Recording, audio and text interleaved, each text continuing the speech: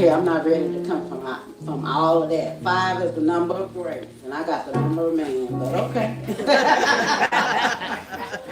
Amen. I'm not going to be before you long. So we all know, I was like, okay, God, whoo, what woman should I focus on? And I had to do a woman that I could relate to where I am now in my life. And it was Esther. So we already know the story of Esther. Her name was not originally Esther. She was born Hadassah, which means perfume.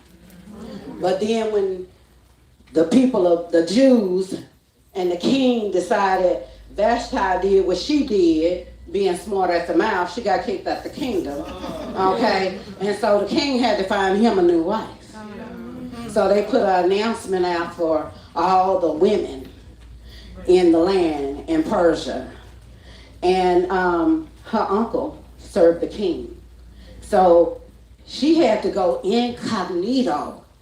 How many of you know that God would hide you until He ready to use you? See, I was hidden for so long. God had to hide me until He was ready to use me. You know, her name means perfume. One name means perfume and one name means hidden. Sometimes we got to be hidden, ladies. We can't be all up front. We can't be all right here. You know, I thank God for my spiritual parents, especially my father.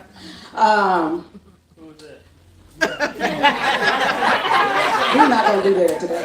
I don't even have that many minutes. I want to talk about why Esther was a bad girl. You understand me? She was a bad girl because she went in. She did what she was supposed to do. She didn't make no ruckus. She didn't do what the other ladies was doing when they was getting prepared for the king. She didn't go and pick up a whole lot of jewelry and weigh herself down and, you know, put all these clothes on. They started asking her, what you gonna get? She said, I'm just gonna get that little one right there. It was just a necklace, something plain and simple. But when the king saw her, something went through him. See, when your boy ass finds you, when he put his eyes on you, he'll say, woo! I had to learn that my picker was broke. So I don't have a whole lot of bozos, but I waiting on Boaz. Okay? You understand what I'm saying?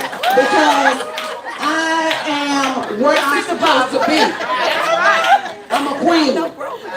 I'm not a little girl. I'm not a princess. I don't need a boyfriend. No, I need a king. I know that's right. Amen. And so she was bad because she was chosen and she found favor in the king's sight. And even the enemy Haman plotted to have the king kill all and slaughter all the Jews. So she was like, okay, so now I know why I'm here. Now I know why my uncle changed my name. But see, it wasn't her uncle changed her name. That was the prayer to God. God told him to change her name. Amen. You know what I'm saying? Because she couldn't go in there and he knew that she was a Jew. She would have never got picked. She would have never got picked. Now, I don't know how, the Bible doesn't say how beautiful she was, but because I read the story, I just think she was just a beautiful woman. Not on the outside, but on the inside. See, people look on the outside, but they forget to look on the inside. God looks at the inward appearance, not the outward appearance. That's right. So that's what the king was looking at. He wasn't looking at the beauty on the outside. He was looking at the beauty on the inside because she had a conversation with him when she had a one-on-one. And I can only imagine the conversation that they had. It wasn't inappropriate. It wasn't sassy. It was probably, yes, sir. No, sir. Yes, sir, king. You know, I don't know how they spoke back then, but I'm pretty sure she was in her element.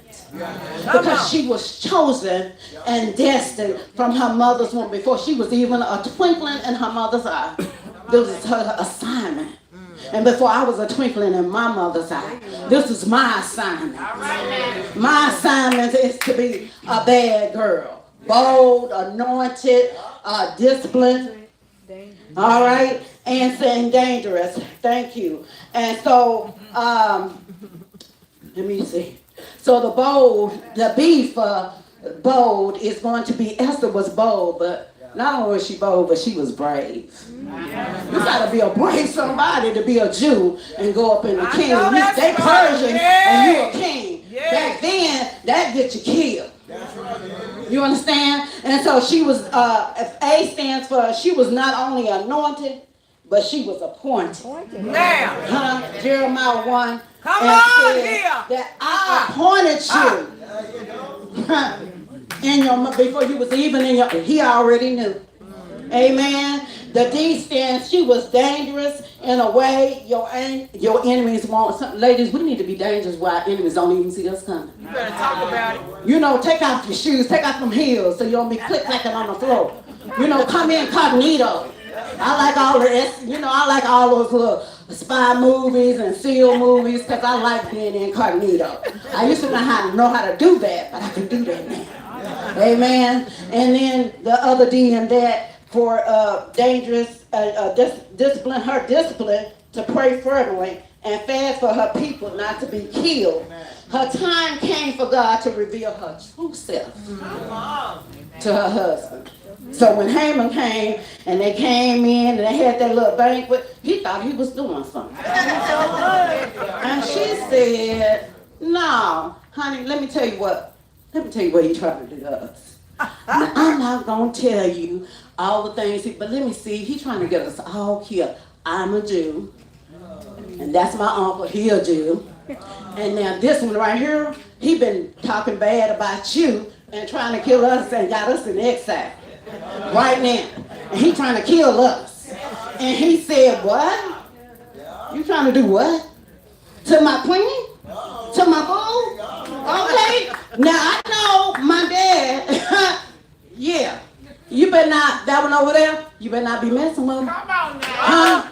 I know my uncle right here, my aunt right here, you better not be messing with him. I know Apostle, you better not be messing with this one over here. See, he'll come out the frame for you, won't have to do nothing but sit back and just honor him. Amen. And I'm done. Amen.